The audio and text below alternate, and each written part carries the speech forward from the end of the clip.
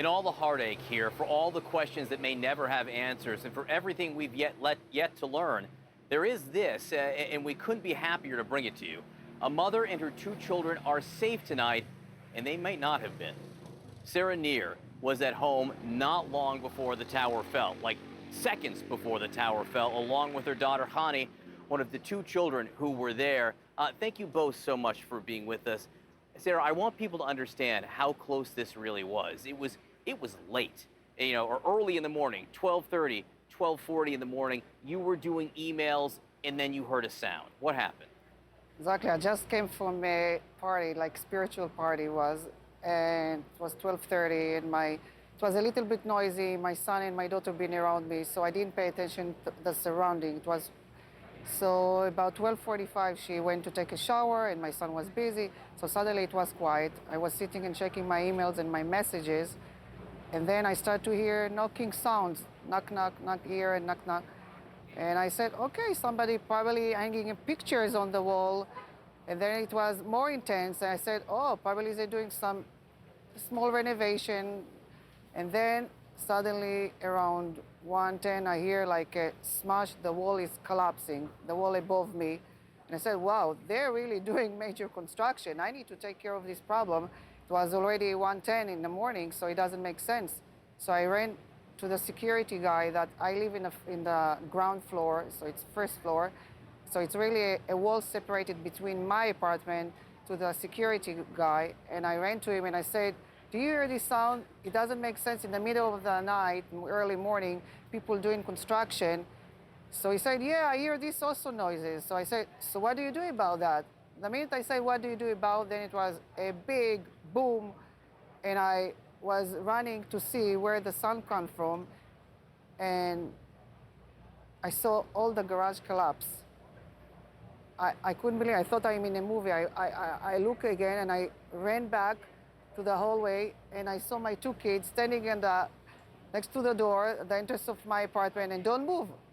And I was screaming, it's an earthquake, an earthquake. I was thinking very fast. I said, it's not construction, it's an earthquake. And while I was running, I told the security guy, call the police, put the alarm so people will, be aware about this.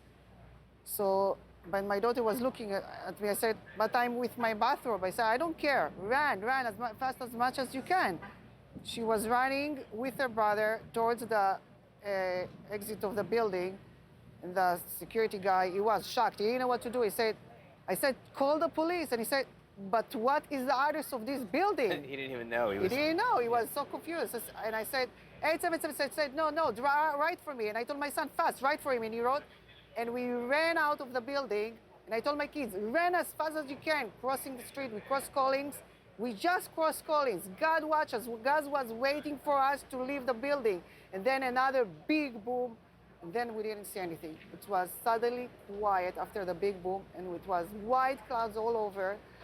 And I thought I'm by myself in this world. And I told, we were still running. And told my son, call the police again, call the police again. And probably my son was looking. He was very curious to see. I didn't tell them to watch what's going on in the back. But probably he looked and he saw the building collapse. But I said, it's an earthquake. We don't know what is safe, where is the ground is safe. Run, and we're still running and running. I couldn't breathe. I couldn't do anything. And I said, God help, God help. And I didn't know what to do. We've been really running like 3-4 blocks away from this building. And then I said, I need to breathe. So I said, I need to knock at somebody's house to help me. I couldn't do anything anymore. So my kids said, Mommy, it's already late. Nobody will open the door. I said, it's an earthquake. People need to know, maybe to help us. Suddenly a guy came with his big dog, looking at the window, and I said, please open the door. I cannot breathe. He said, no. Honey, when you heard the sounds and your mother tells you have to go, what did you think was going on? I just, in the beginning, because I was in the shower, so I thought, like, in the beginning, someone was doing construction also. So I thought when I was going to go out of, like, the bathroom, I was going to see inside the living room, like, planks of wood, because, like, maybe the construction, like, so I thought, like, someone, like, was, like, doing damage into our apartment. And then I, like, ran out, and I see, like, just like white particles just like coming at me.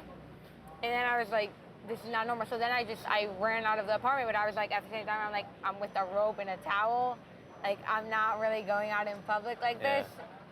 So in the beginning, like, no one really thinks, like, in the beginning, in the moment, you're just shocked. You're like, what's going on? Like, things are just collapsing, but you don't know, is the whole building about to collapse? Like, you don't know what's going on.